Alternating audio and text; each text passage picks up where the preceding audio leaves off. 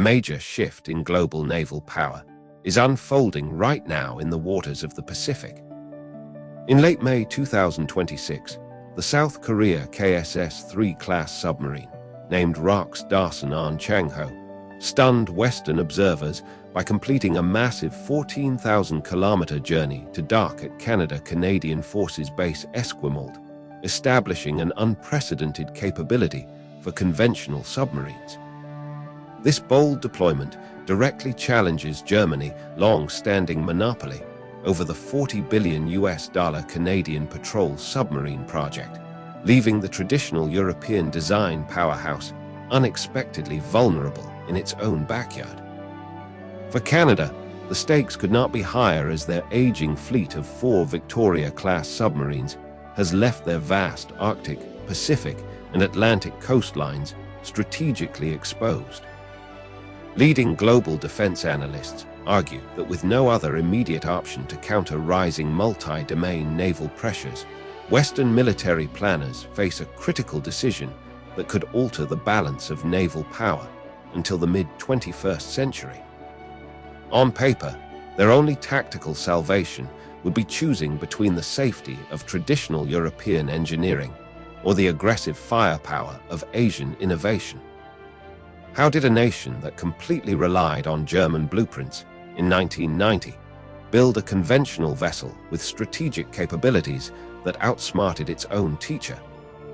Before we go on, if you want to stay ahead of the latest global defense shifts, hit that subscribe button now.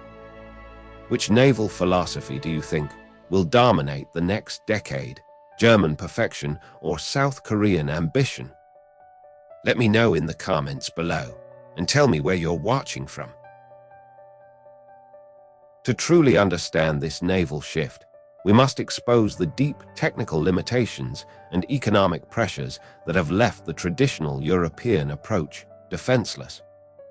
For decades, Germany held the gold standard with its Type 209 and Type 214 designs, which South Korea actually used as blueprints in the 1990s. However, European naval architecture has remained bound by a conservative doctrine. The German flagship contender for Canada, the Type 212 CD, carries a staggering estimated price tag of over $1.2 billion per vessel. Yet, for this immense financial sacrifice, it remains strategically restricted. Leading global defense analysts argue that the European reliance on traditional fuel cell, air-independent propulsion limits these vessels to a continuous low-speed transit of just 2 to 4 knots. Furthermore, the German design completely lacks vertical launch system cells. To strike land targets, it must launch cruise missiles horizontally through its 53mm torpedo tubes, a physical restriction that limits the payload size, range, and deployable missile types. This means that in a high-intensity modern conflict, the vessel could find itself heavily exposed when facing deep inland defense networks.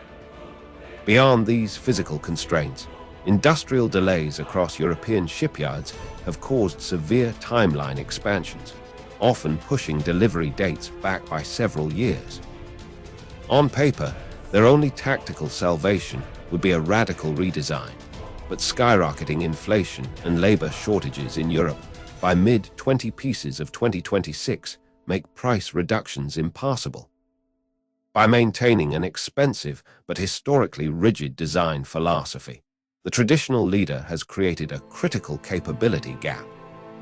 This structural vulnerability provided the exact entry point the Asian challenger needed to break the European monopoly and rewrite the rules of undersea warfare.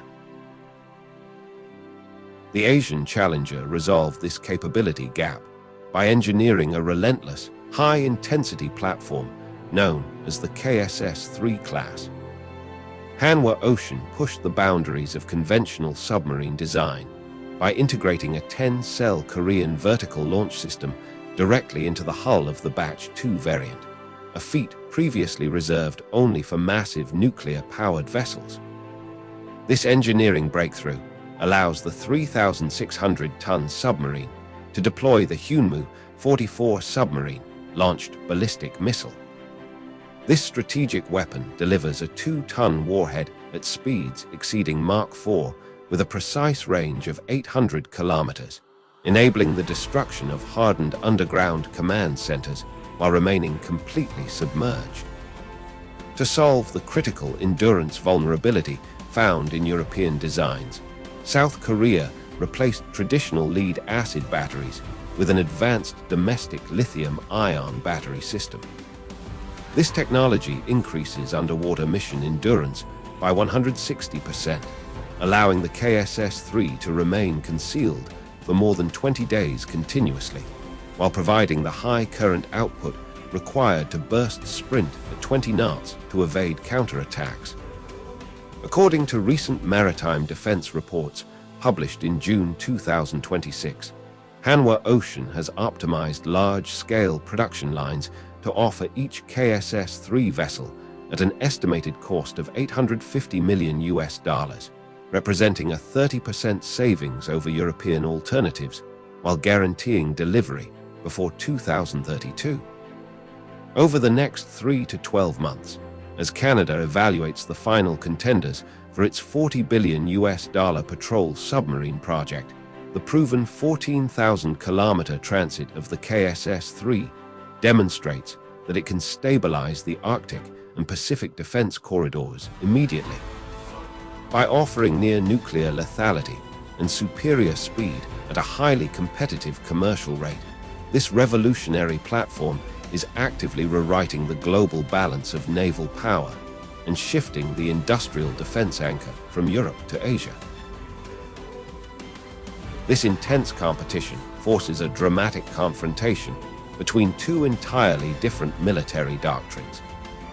On one side stands Germany, representing the traditional European school of thought, prioritizing decades of refined engineering, silent fuel cell technology, and regional defensive safety. On the other side stands South Korea, representing a bold, high-intensity doctrine born out of a critical need for regional survival, resulting in a 3,600-ton platform that crams unmatched strategic strike capabilities into a conventional hull. The ultimate lesson here is that true innovation does not come from simply following the rules of the past, but from completely rewriting them when the strategic environment demands it. By choosing to integrate heavy vertical launch systems and advanced lithium-ion batteries, Hanwha Ocean proved that an ambitious former student could overcome political and physical limitations that the original teacher considered absolute. As the Canadian government prepares to make its final selection for the $40 billion Canadian patrol submarine project later in 2026, military planners worldwide are watching closely. This choice will determine whether future undersea warfare relies on conservative perfection or aggressive, multi-domain deterrence. The balance of naval power is no longer anchored in European tradition, but is actively rotating toward the industrial powerhouse of Asia. If you want to see how this high-stakes defense race unfolds, make sure to like this video and subscribe to the channel for more deep analytical breakdowns. Should modern naval forces prioritize the absolute silent safety of European engineering? Or is the aggressive, heavy firepower of the South Korean model the only true way to survive in modern conflict? Share your thoughts in the comments section below.